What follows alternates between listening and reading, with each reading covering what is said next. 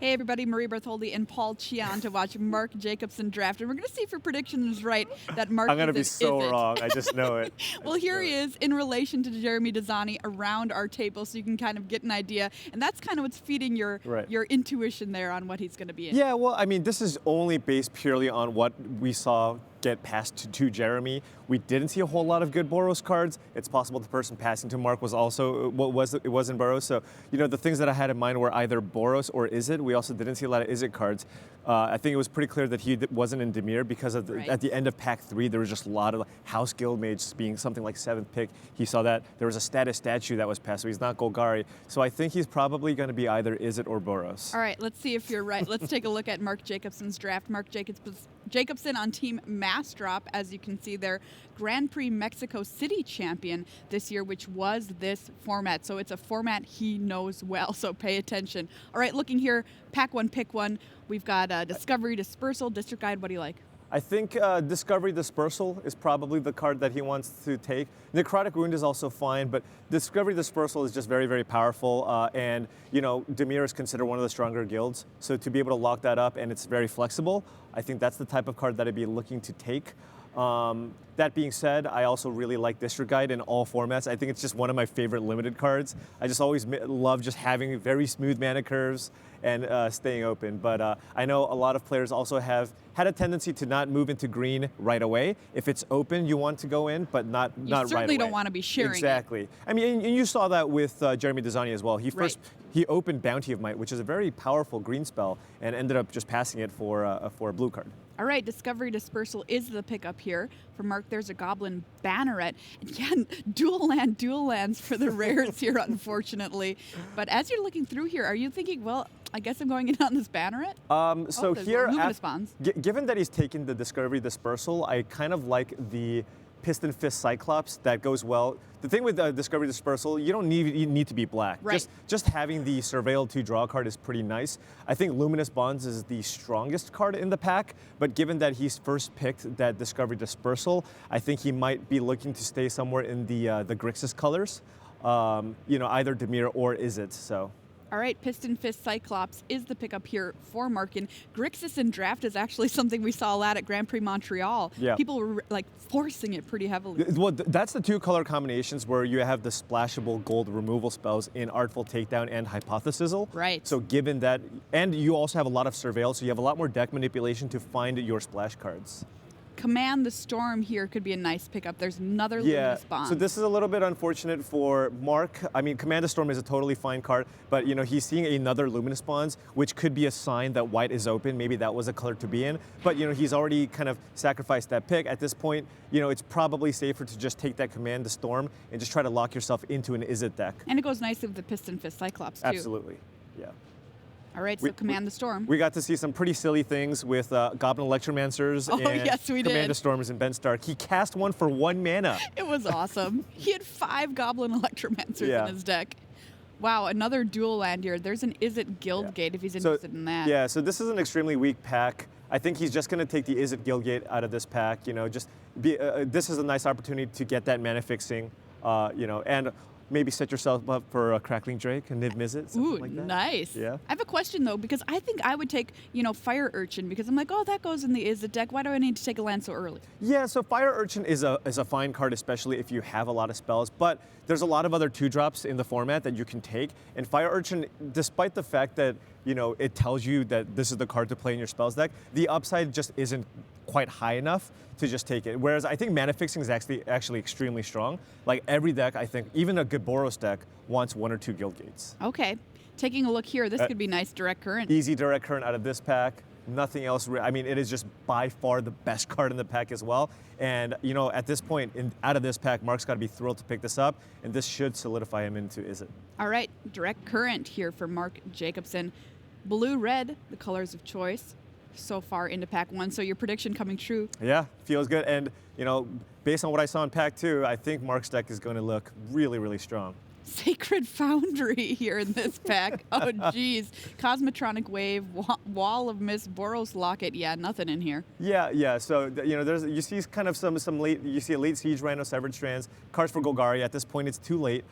So he can either choose to take the Sacred Foundry and maybe keep that as an option to splash, or just take Cosmotronic Wave. But honestly, every deck just wants one copy of this card. Yeah. There are even just matchups where the 1 damage to all creatures is actually very relevant, especially against a deck like Boros, where it's playing a bunch of Healer's Hawks, Skyline Scouts. There's just a bunch of 1 toughness creatures. Dimir in format, Whisper Agent and a Rubble Belt Boar here for him. Yeah, so here, it's weird. If you want to be more aggressive, Whisper Agent is better. It is harder to cast if you're an Izzet deck. You need to be a little heavier on the blue side, whereas Dimir Informant is a little bit easier to cast, and it's a little bit better if you're kind of on the more defensive route. But it looks like Mark likes the overall power of the Whisper Agent a little bit more.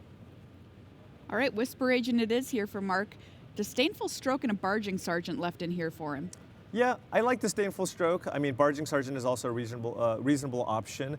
I mean, Disdainful Stroke is nice, especially against the green decks where, people are trying to turbo out Siege Worms and play some large Rhizome Lurcher. So having access to a cheap, efficient counter is nice. And Barging Sergeant, it's a decent card, but I think it's a kind of a replaceable effect. So 1 Disdainful Stroke, is that kind of the number you're looking for in your deck? Yeah, I mean, if I'm going to main deck any, 1 is probably the one, but I don't mind having more.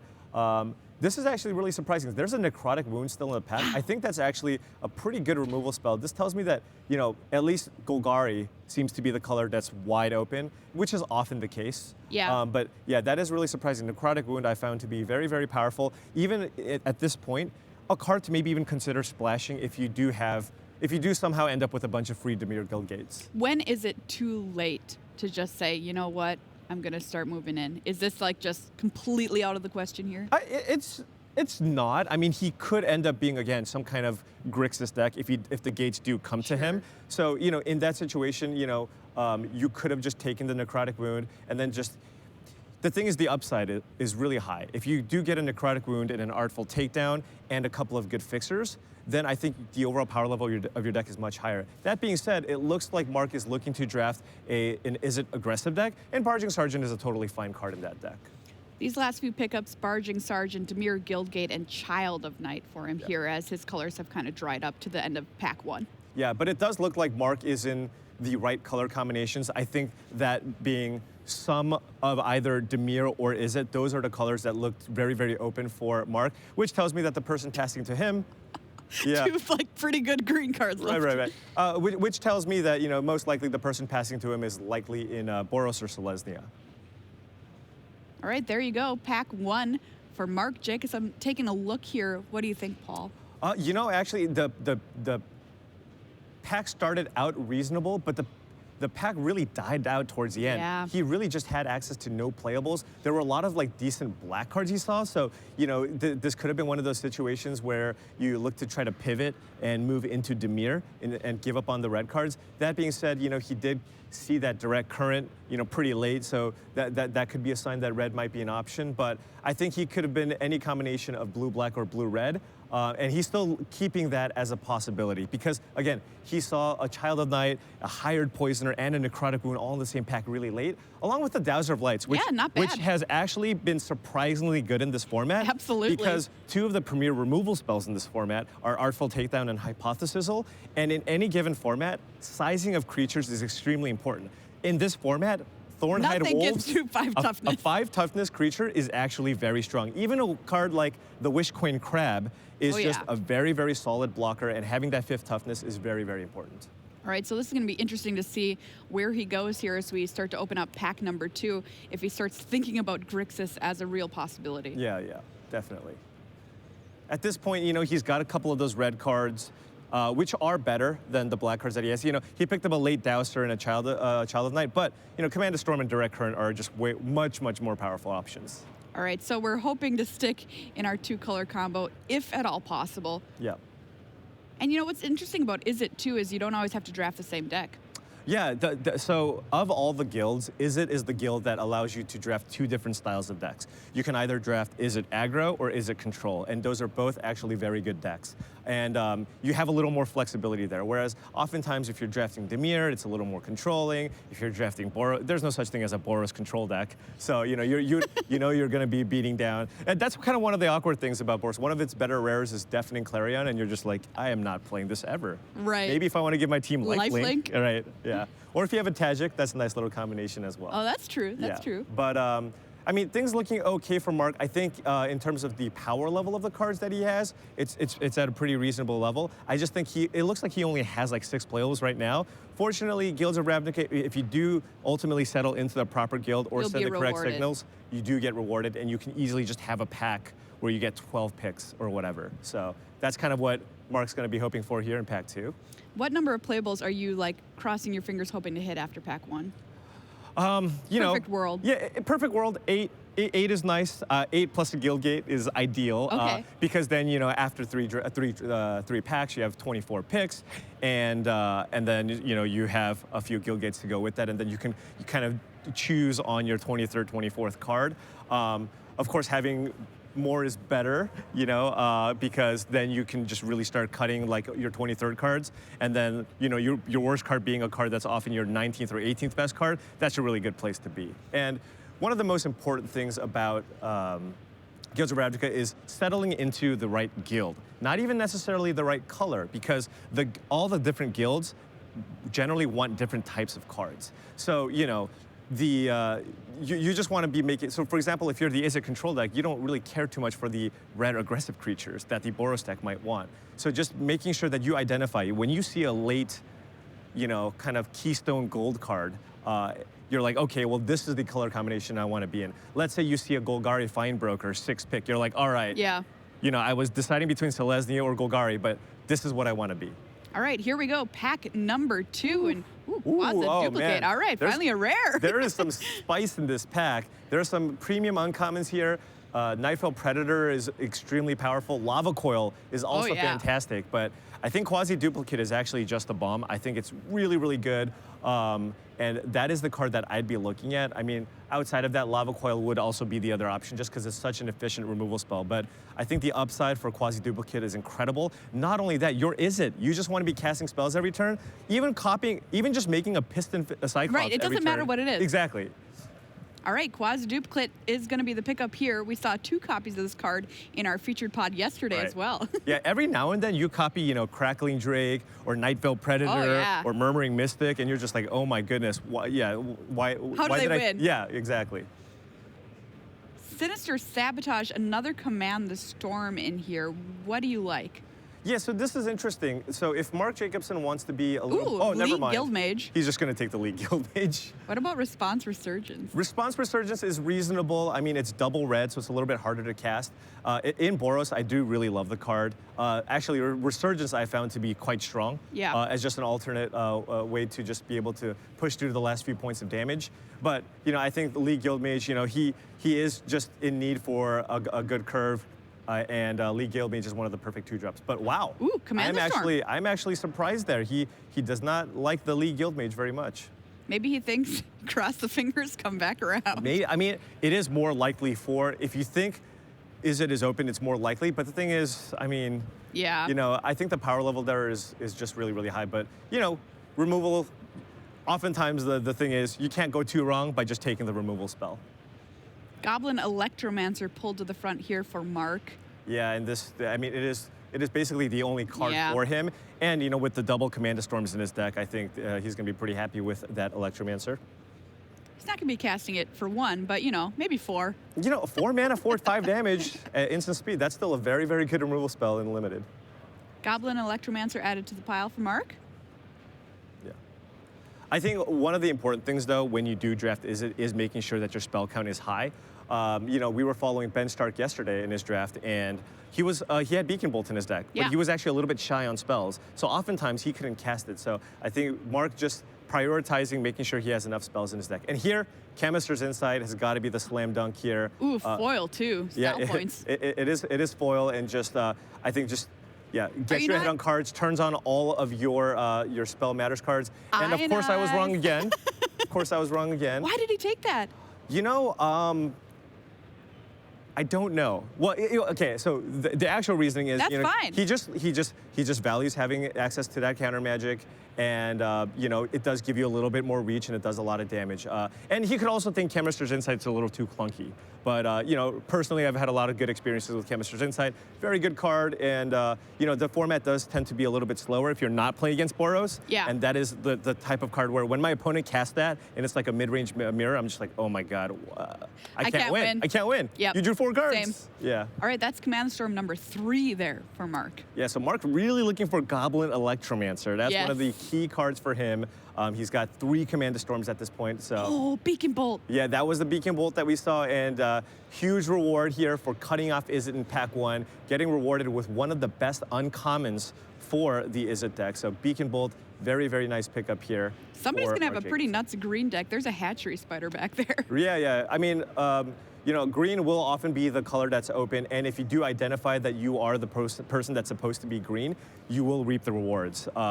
And that's the thing, draft is self-correcting. If all the pros think they're going to just be drafting Dimir and Izzet decks, then if you are the one green drafter, you can still very easily 3-0. Here's Radical Idea pulled to the front. He's got a Steam Vents if he wants that too. Yeah, I mean, Steam Vents is nice and all. It's a nice little rare to have, but I think Radical Idea is pretty important. That being said, if he feels like he has enough playables, maybe he doesn't play it. But Radical Idea just turns on all of your Spells Matters cards, cards like the Cyclops. On top of that, he does have that Beacon Bolt, so he's now even more incentivized to have cheap spells that he can just fire off at will. So nice, you can do it twice. There's an Izzet Guildgate. Yeah. Vidalcan Mesmerist in the aggro version of this deck. Right, well, yeah, if he feels like he doesn't have enough pressure early, I could see him taking the Mesmerist, but the Guildgate, of course, is also another good option just to make sure you smooth out your mana. Yeah, he's going to take the Mesmerist here. You saw him kind of bouncing that chance for glory up and down. He's a little bit short on 2s. He has that Electromancer, so now he's got the Mesmerist, so... there's a Capture Sphere in here still. Just Whisper Agent. Izzet Guildgate's 4 days. Yeah. From what I've seen so far, Mark really values removal, but Whisper Agent is also a nice option. And, he does have a lot of clunky removal already. He's got multiple Command Storms, but it looks like he just wants more removal, just lock everything down. I think he's kind of low on creatures. Right, yeah. There's a Sinister Sabotage. So, it's weird. So he took that Mesmerist, but the more I see the way that he's drafting, it looks like he's really opting to be a more controlling deck than anything. So then I would actually want that Chemist's Insight even more, given that you have access to other counter spells, like Sinister Sabotage, maybe even Devious Cover-Up. Dimir Guildgate number 2 here for Mark. Right. Just in case. Yeah, just in case, that now if he does, see some, like in a relatively empty pack with Artful Takedown, he can go ahead and take it. Centaur Peacemaker, he's going to hate that card out of the pack. Yeah, sure. If you're going to be the aggro Izzet deck, if your opponent plays a 3-mana 3/3 that gains 4 life, it is pretty frustrating. Game over. Yeah.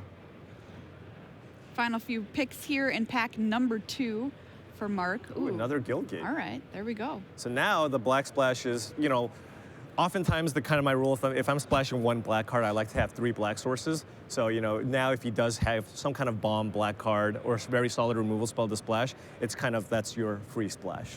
What if you're thinking about a Doom Whisper or something like that? Whew, if I have a Doom Whisper, probably bare minimum would be 5. I'd be more comfortable with 6. But that does kind of affect your mana base a bit more. But if Doom Whisper is on the power level of cards, you just got to play it. Especially with 3 Guildgates, you make it work somehow. Okay. It's just that good. All right, let's take a look at what Mark has assembled here through 2 packs.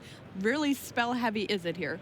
Yeah, extremely spell. Every time he had the option between a creature and a spell, he took the spell. And now he's really light on look at, he's got Whisper Agent, Piston Fist, Mesmerist, the Goblin Electromancer. 1, 2, 3, 4, and a Barging Sergeant with no creature to mentor onto. Yeah, he is really light on creatures. That quasi-duplicate, I mean, he's going to really need to look for some creatures in that last pack because every single opportunity that he had to take, a reasonable creature, he just opted for the removal spell. So I think that's what he's going to keep an eye out for, and and that's kind of why he took that Mesmerist. But Mesmerist not really great if you're not looking to put a bunch of creatures out there and attack. So. You know what I found is whenever I have a tough decision between a creature and a spell, I'm somebody who gravitates towards creatures. I just love them. Yeah, and you know, I think oftentimes that is correct. It is a little bit trickier when you're drafting Izzet, because the proper way to draft Izzet, ideally in an Izzet deck, you want something like 10 to 11 spells in your deck, whereas a Golgari deck wants like 2 or 3. Oh, yeah. Yeah. Yeah. So are you kind of more of a spells person or a creature guy? You know, I am, I guess maybe as a spiky type player, I'm always in the whatever's open, whatever's open. I will say though, I do have a predisposition, like I like to draft blue decks, slower decks. Right. But even though I know it's not necessarily correct. You know what? Everybody, Paul drafted the Gates deck last Yesterday, night. oh, it was a thing of so beauty. Sweet. Every rare. How many Gates I was playing did you against have? Tim Willoughby, and he was just like, "Who passed you all these rares?" I'm It like, was "Well, me. they're all in different colors. You do whatever you need." And here we go. This Price is of exactly Fame. the card. There you go. He has the triple Dimir Gilgit at this point. Price of Fame is a fantastic card to splash. So you know he has access to Price of Fame to splash.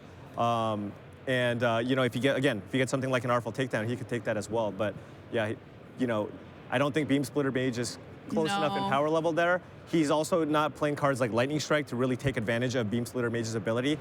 Currently, it's just a bear. Oh, it's actually, oh, sorry. It is quite cool with Quasi Duplicate. Oh, yeah, if that's you can pull true. that off. If you can pull that off. But I think it's still one of the, I mean, I think just overall the power level of the Price of Fame is just too high not to take. All right, Price of Fame here for Mark. 3 Dimir Guildgates in his pile of cards as well.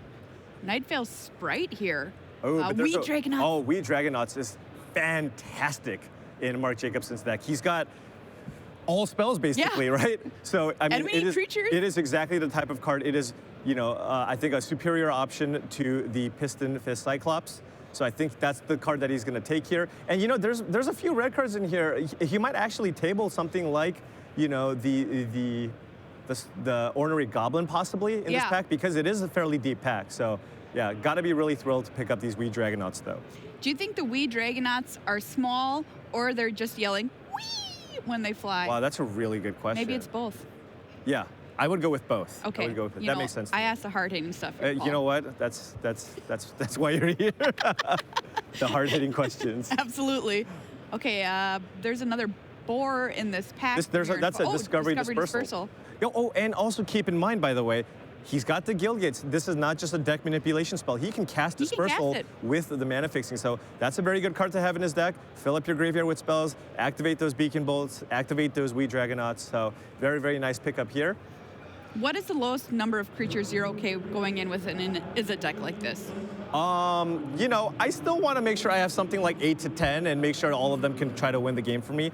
Alternatively, if Mark Jacobson wants to go pure control, there is a deck that you can draft which involves having multiple devious cover-ups and just decking your opponent and recycling all the best threats in your deck.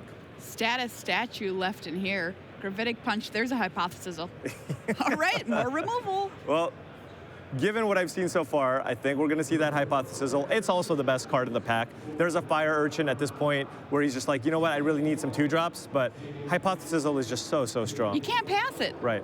Which is also why, by the way, when you are in Izzet, Commander Storm is a good card, but I value it a little bit less because you also have a Hypothesis, and there's only like so many 5-mana cards that you can have. So if you have a close choice between, let's say, a good 3-mana creature versus Commander Storm, you know, oftentimes I'll go for the 3-mana card. Wojek Bodyguard is. He doesn't have enough creatures for that one. It just can't work. Right. Oh, Rampaging Monument, though. Yeah, Rampaging Monument is perfectly fine card. You know, 4-mana, 3/3 trample is the floor. The moment you play your first gold card, though, it's a 4/4 trampler, and it gets in for a lot of work. And, you know, Mark Jacobson has a solid number of gold cards. He's got that Hypothesis. He's got a couple of the Discovery Dispersals. Like, you know, he's got a few ways to turn it on. I made that into a 7/7 trampler last night. You made it into 7/7? Wow. Pretty nice. Yeah. No, that thing can end games. I mean, that could be one of his primary win conditions, actually. Another Guildgate. There's a Goblin Locksmith. House Guildmage. Is that something? So House Guildmage is like, it's decent if it's like your main card, but it's not the best card to splash. You know, part of its strength is that you can play it early as a 2-mana 2/2 creature, and then it gives you utility in the late game. And at this point, this is a desperation. Yeah. I need creatures. I don't care what they are. I need to be able to block your 2-mana creatures, especially when you run into an aggressive deck. So he just took that Goblin Locksmith there, just as a blocker. Wow, that is a late Spybug's bug. still there. Oh my goodness. I mean, It's one of the best uncommons for the Dimir deck, and that is extremely surprising to see it this late in the pack. I think he's just going to go ahead and probably take Unexplained Disappearance, unless he feels like he's still short on creatures and wants the Goblin Locksmith. yeah, he's taking the Locksmith. Yep. Unexplained Disappearance is one of the cards in this set that normally bounce like this would be pretty good. For whatever reason, I haven't found it to be as good. Yeah, I mean, again, it's a fine card. You know, there are a good number of auras. You know, if your opponents are trying to cheese you with Healer's Hawk, Maniacal Rage, or, you know, Luminous Bonds and Capture Sphere are also commonly played removal spells, you can play it. I've been pretty happy with it. I like having the one copy in my deck a lot of the time. But, you know, it's a little bit better when you're a more tempo-based deck. Mark Jacobson's deck has like 7 creatures. So, you know, he's going to slam this Passwell Oh, Adept. yeah, get in the deck. 2 mana, 1/3 blocker. That's exactly what the doctor ordered.